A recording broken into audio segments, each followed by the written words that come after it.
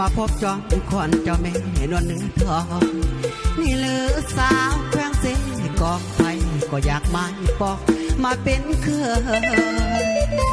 สมกับคำเขาเลือน้องนั้นงามอีเล่แม่เนื้อทองสมคำที่เขาย่องว่าสาวเสียกองจะเป็นมิ่งขวัญดอกฟ้าเสกองเนื้อทองเจ้างามอีเล่น้องเป็นหญิงสุภาพสตรีว่าจากก็ดีหัวยิ้มก็หวานบ่าวเนื้อบ่าวตายไฟก็อยากตามหาขอเบอร์โทรน้องการนะก็ได้โทรหา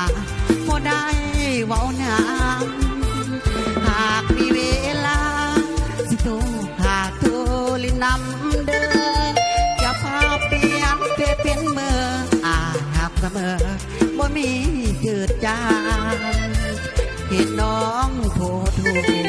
เพื่อได้อายก็โกรธใจทุกอย่าง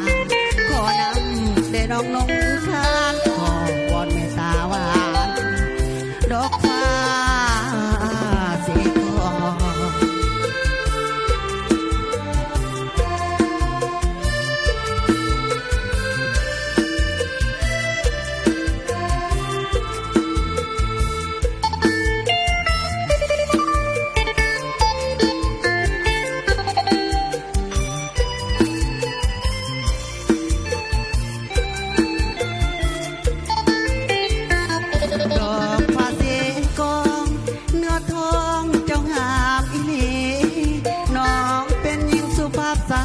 ที่ว่าจากคนที่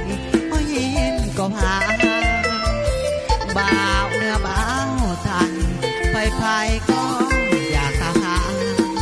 ขอเบิกน้องในการด่าขอให้ตัวหาที่ได้ขอหนาถ้ามีเวลาที่ถูกหักถูลินนำเดินอย่าพาเปลี่ยนเพศเป็นเมื่อหักเสมอบ่มีเจิดจาง